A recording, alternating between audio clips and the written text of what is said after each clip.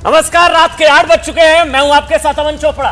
जी निश्चित तौर पर अमन हमें ज्वाइन कर चुके हैं और अब हम देखेंगे एग्जिट पोल। लेकिन एक बड़ा एग्जिट पोल और है। वो एग्जिट पोल क्या कहता है, वो एग्जिट पोल क्या इशारा करता है, वो किस ट्रेंड की ओर जाता है, उसकी भी हम आपको बानगी बताएंगे। लेकिन अभी तक 8 एग्जिट पोल हुए हैं, 7 में भारतीय जनता पार्टी को बढ़त मिल रही है। लेकिन ये एग्जिट पोल है, एग्जैक्ट पोल नहीं है। एग्जैक्ट पोल का एग्जैक्ट रिजल्ट 8 को आपको दिखाई देगा, यानी 8 फरवरी को वो नतीजा आएगा। लेकिन अभी के महापोल के आंकड़े हमारे पास स्क्रीन पर दिखाई दे रहे हैं। मैट्रिक्स का आंकड़ा आप देख सकते हैं, जहां पे बीजेपी को 35 से 40, 32 से 37 आम आदमी पार्टी को आता हुआ दिख रहा है। लेकिन एक और एग्जिट पोल है। दीपक चौरसिया, आप एक इंटरेस्टिंग बात ब्रेक में बता रहे थे, वो इंटरेस्टिंग बात क्या है?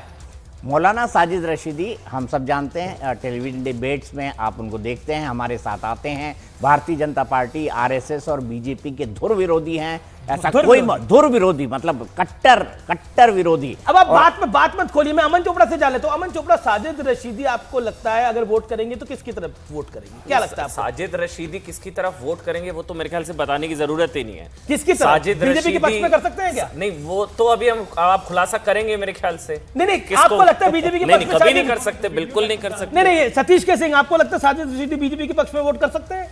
अरे भैया, आजकल कोई भी बीजेपी को वोट कर सकता है, इसलिए मुझे किसी भी चीज पर कोई आश्चर्य नहीं होता। नहीं, वो 2012 में मोदी जी से वो अहमदाबाद में मिलके आए थे जब वो सीएम थे। नहीं, अभी वोट कर सकते हैं कि नहीं कर सकते? दुष्यंत, उनका कहना है, साजिद जी का कहना है कि सबका साथ सबका विकास मेरा दिया हुआ नारा। अरे पता, दुष्यंत जी आप कहाँ के? आप नोएडा के रेजिडेंट है, दिल्ली के हैं? अब जैसा आप भाई आप ही तय नहीं करते हो बड़े भाई। आज आपने वोट दिया है दुष्यंत भाई? नहीं, मैं नोएडा का हूँ, नोएडा का वोटर। लेकिन साजिद जी ने ये मेरे को पहले बोला था और आज उनका वीडियो कि मैं मिला हूं आदरणीय मोदी जी से। सबसे अच्छी बात है कि नहीं, मैं उनसे 2012 में मिला था और मैंने उनको बोला था कि सबका साथ सबका अच्छा, बयान रेडी है क्या? अगर हम सुना पाए पीसीआर। सबसे बड़ी बात कि साजिद जी ने मोदी जी को नारा दिया था, ये सबका साथ सबका विकास। जी, चलिए वो इतना इंपॉर्टेंट पॉइंट नहीं है, लेकिन बोल रहा हूं। अरे सब मिले हुए हैं जी। वो खुद कह रहे हैं, वो खुद कह रहे हैं कि मैं अपना वोट भारतीय जनता पार्टी को देके आया हूं। तो ये भी एक एग्जिट पोल है जो बता रहा है कि साजिद रशीदी ने भारतीय जनता, जो अमीश बता रहे थे, ये शायद संभवतः सबसे बड़ा एग्जिट पोल यही होगा। लेकिन 8 में से 7 एग्जिट पोल, इसको समझिए 95% एग्जिट पोल के हिसाब से बीजेपी सरकार बना रही है। मतलब अब 8 में से अगर 7 एग्जिट पोल कह रहे हैं कि बीजेपी की सरकार बन रही है, कोई 38, कोई 35, कोई 36, कोई 40, कोई 42, तो 8 में से 7 मतलब अमीश 95% सरकार बीजेपी की एग्जिट पोल के हिसाब से जो है वो बन रही है। अच्छा, ये सारे आंकड़े हैं वो इस वक्त आपकी टीवी स्क्रीन पर जी, ये सारे आंकड़े हमारी स्क्रीन पर इस समय दिखाई दे रहे हैं। आप देख सकते हैं 7 एग्जिट पोल में से 7 एग्जिट पोल बीजेपी की तरफ ट्रेंड दिखा रहे हैं और सिर्फ एक एग्जिट पोल है जो आम आदमी पार्टी की तरफ ट्रेंड दिखा रहा है। और क्लियर कट ऐसा दिखाई दे रहा है कि भारतीय जनता पार्टी जो है एग्जिट पोल के आंकड़ों के अनुसार, आज के अनुसार भारतीय जनता पार्टी को एक बड़ा एज है। गौरव भाटिया हमारे साथ है, भारतीय जनता पार्टी के राष्ट्रीय प्रवक्ता। गौरव भाटिया, 27 साल का सूखा, लास्ट मुख्यमंत्री अगर हम देखें तो मदन लाल खुराना, साहिब सिंह वर्मा और कुछ समय के लिए सुषमा स्वराज, उसके बाद कभी भारतीय जनता पार्टी रिपीट नहीं हुई। क्या आपको लगता है it is a golden opportunity for Bharatiya Janata party, एक सुनहरा मौका है वापस आने का, या अभी भी आपको लगता है ये दूर का ढोल है? आप उतने कॉन्फिडेंट नहीं है? अभी जी, सबसे पहले तो आज लोकतंत्र की जीत हुई है जी। और ये राहुल गांधी को जवाब है जो कहते हैं कि भारत का लोकतंत्र खत्म हो गया है, और अरविंद केजरीवाल को जवाब है जो कल तक ईवीएम पे और इलेक्शन कमीशन ऑफ इंडिया को बुरा बता रहे थे। और चुनाव के नतीजे आएंगे, हमें यकीन है भारतीय जनता पार्टी की सरकार बनेगी। और इसकी एक वजह मैं आपको बताता हूं। दिल्ली की जनता भी ये मानती है कि मोदी जी की गारंटी ही वो गारंटी है जिस पे उसे विश्वास है। दूसरा, डबल इंजन की सरकार का लाभ क्या है अमित जी? लाभ ये है कि आप कोऑर्डिनेशन बेटर देखेंगे।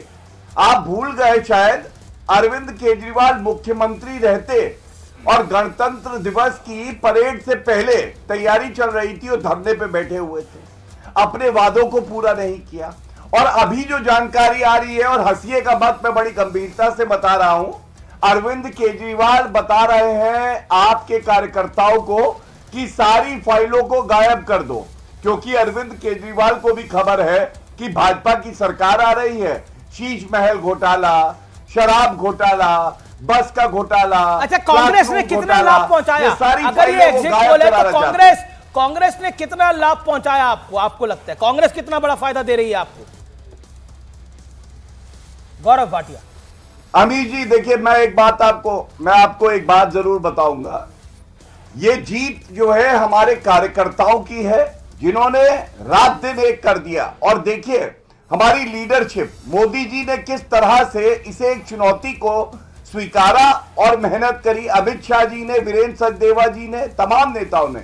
कांग्रेस की बैसाखियों की हमें जरूरत नहीं है। और आप देखिए चेंज इन स्ट्रेटजी कैसे होता है। अच्छा, गौरव पहले भाटिया, हम लोगों ने गौरव बात भाटिया। करी, भ्रष्टाचार का मुद्दा उठाया। जी, क्या दिल्ली को अगर एग्जिट पोल ही आ रहा है, क्या दिल्ली को मदन लाल खुराना के बाद क्या पंजाबी सीएम मिल पाएगा? आपको लगता है ऐसा? मैं इतना जरूर मैं बताता हूं, दिल्ली को ईमानदार सीएम मिलेगा, कर्तव्य परायण सीएम मिलेगा, जो लोगों को धोखा ना दे ऐसा सीएम मिलेगा, और एक ऐसा नागरिक ये मिलेगा तो हो गया। ओके, जिसका मूल मंत्र मेरे साथ यहाँ पर होगा तमाम कि एक्सपर्ट दिल्ली हैं। सबसे सतीश आगे। जी हैं, दीपक चौरसिया है। सतीश जी, पंजाबी सीएम दिल्ली के अंदर पॉसिबल? या मुझे क्यों ना क्यों लगता है, अगर जो नाम है, मुझे क्यों ना क्यों लगता है कहीं परवेज साहिब वर्मा का नंबर लग न जाए, क्योंकि आपको लोकसभा की टिकट कट गई थी। ये सब पंजाबी और फलाना ठिकाना तो बीजेपी का वो बात नहीं है। बीजेपी तो सरप्राइजेस के लिए जाना जाता है, सरप्राइजेस के लिए। अरे भाई, आज के डेट में पता है परवेज जो है, परवेज साहिब, परवेज मतलब आप तो मान रहे हैं केजरीवाल हारी चुके हैं। आप तो सतीश जी मान रहे हैं अरविंद केजरीवाल चुनाव हारी अरे चुके भाई हैं। देखिए, मैं मान क्यों नहीं मानूं भाई? अगर इतने Too early to say, too early to say. ये एग्जिट पोल की वजह से नहीं, मैं तो ने पहले ही कहा था कि इस चुनाव का एक मुद्दा अरविंद केजरीवाल। मैं ये भी कहता था कि चुनाव क्लोज है। क्या कांग्रेस सुने ना भाई, सीटों, अगर हम सीटों को एक बार को छोड़ भी दे, मैं नंबर्स पे नहीं जा रहा, अरविंद केजरीवाल की सीट पर अगर आप थोड़ा बता पाए।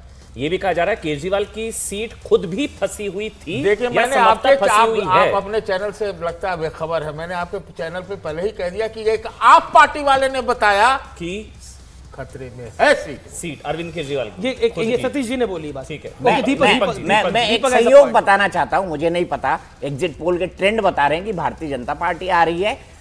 मेरा आकलन क्या है? मेरा भी आकलन इसी दिशा में है, क्योंकि भारतीय जनता पार्टी ने 93 के बाद दिल्ली के लोगों ने क्लियर मैंडेट दिया है। 93 में बीजेपी को, 98, 2003, 2008 में शीला दीक्षित को। सिर्फ 2013 में एक क्रांति हुई जिसके चलते हंग असेंबली आई। 2015 और 20 में उसके बाद अरविंद वो भी केजरीवाल एक प्रकार का क्लियर मैंडेट था आप पार्टी को। लेकिन सतीश जी, एक बात मैं कहना चाहता हूं कि ऐसा संयोग है 1998 के बाद से कि जो गोल मार्केट या नई दिल्ली की सीट जीतता है वही मुख्यमंत्री बनता है। 3 बार शीला दीक्षित, 3 बार अरविंद केजरीवाल। लेकिन क्या ऐसा होगा, मुझे नहीं पता। दीपक देखिए, आपने तो भारतीय जनता पार्टी को बहुत अच्छे से कवर किया है पुराने समय से, और मैंने भी भारतीय जनता पार्टी को जितना समझा और कवर किया है उसके अनुसार पुरानी भारतीय जनता पार्टी और नई भारतीय जनता पार्टी के अंदर बहुत बड़ा एक अमूलचूल डिफरेंस है। जो